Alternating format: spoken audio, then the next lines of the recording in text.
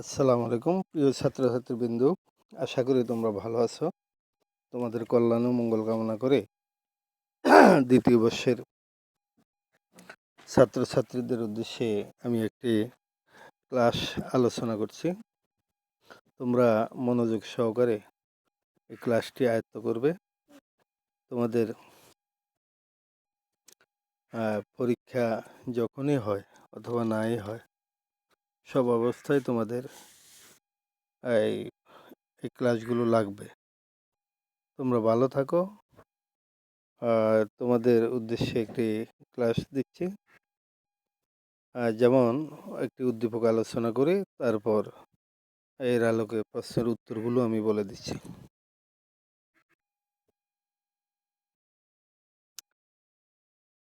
মুক্তিযুদ্ধের সময় বাংলাদেশের প্রত্যন্ত গ্রাম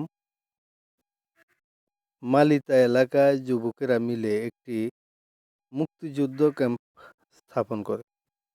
তাদের আমন্ত্রণে বাহিরের যুবকরাও এতে স্বতঃস্ফূর্তভাবে অংশগ্রহণ করে।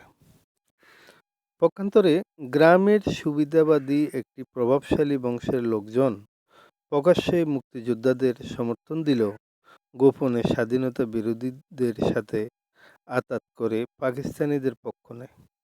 পাকিস্তানি সেনাবাহিনী দিয়ে গ্রামটি প্রথমবার আক্রান্ত হলে উক্ত স্বাধীনতা বিরোধীরা তাদেরকে সার্বিক সহায়তা করে।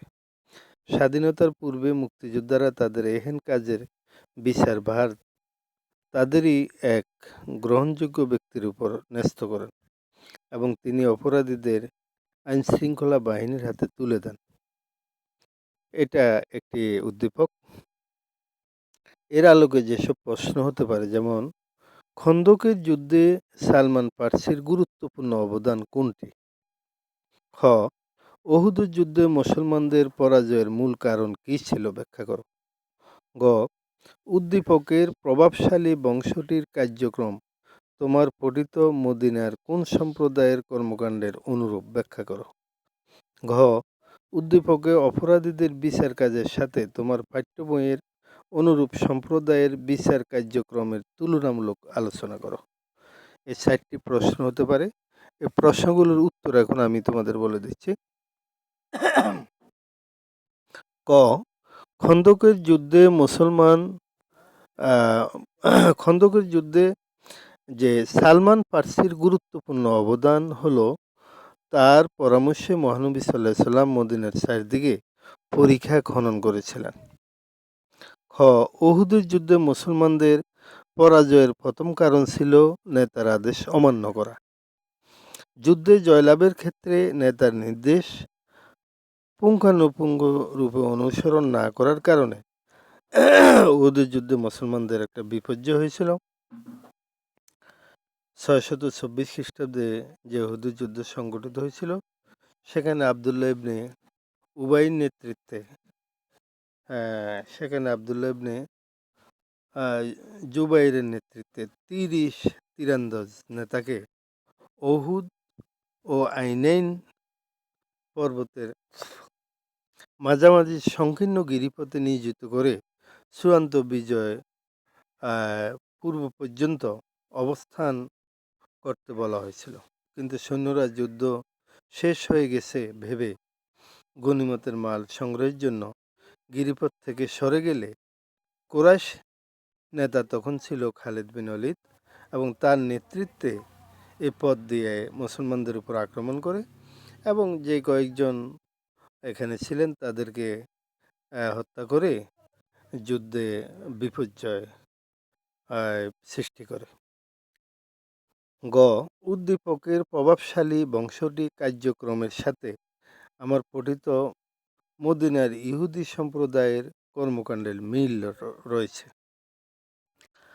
বাংলাদেশের মুক্তিযুদ্ধের সময় একটি প্রভাবশালী বংশের লোকজন প্রকাশ্যে মুক্তিযোদ্ধাদের সমর্থন দিলেও গোপনে স্বাধীনতা বিরোধীদের সাথে আঁতাত করে পাকিস্তানিদের পক্ষ নেয়। পাকিস্তানি সেনাপতির দ্বারা উক্ত গ্রামটি আক্রান্ত হলে উক্ত স্বাধীনতা বিরোধী তাদের সহায়তা করে। উদ্দীপকে স্বাধীনতা বিরোধী কর্মকাণ্ডের সাথে মদিনায় ইহুদি সম্প্রদায়ের কর্মকাণ্ডের মিল রয়েছে।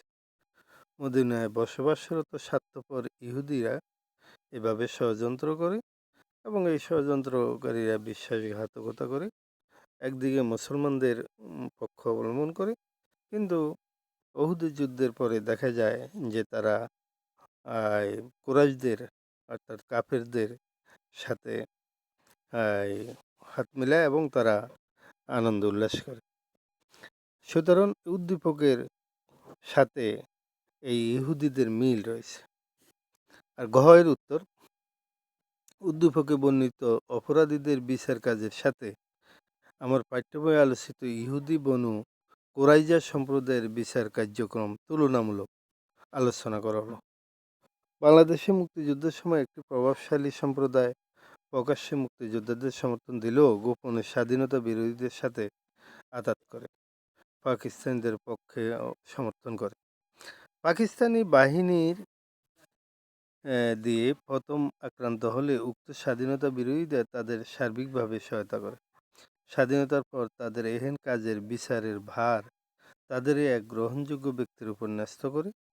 উদ্দীপকের এই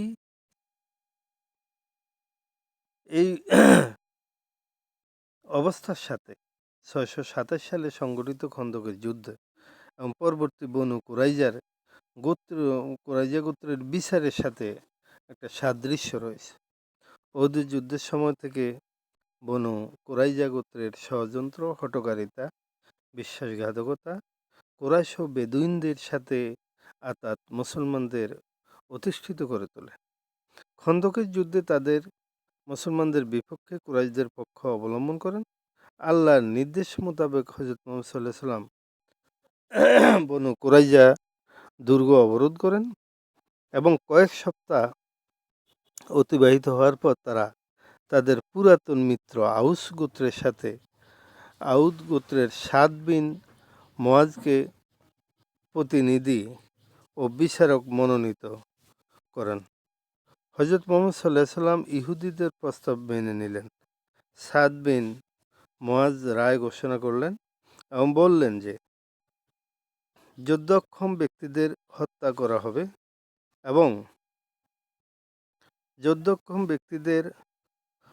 করা হবে এবং শিশু নারীদের দাস করা হবে। রায়ের ক্ষেত্রে তিনি তাওরাতের বিধান প্রয়োগ করেন। তার রায় মোতাবেক 250 জন ব্যক্তিকে প্রাণদণ্ড দেওয়া হয় এবং নারী ও শিশুদেরকে দাসী রূপে পরিগণিত করা হয়। নারীদের মধ্য থেকে রায়হানা নামক জনক ইহুদি মহিলাকে হযরত মুহাম্মদ সাল্লাল্লাহু আলাইহি সাল্লাম বিবাহ করে নিজ পরিবারভুক্ত করেন। তো এখানেই এই ক্লাসটি তোমরা মনোযোগ সহকারে আয়ত্ত করবে। তোমাদের কল্যাণ ও মঙ্গল কামনা করে আজকে এই ক্লাসটি এখানে সমাপ্ত করলাম। আশা করি তোমরা ভালো থাকবে। তোমাদের ভালো থাকা ও মঙ্গল কামনা করি আজকে এখানে সমাপ্ত। আল্লাহ হাফেজ।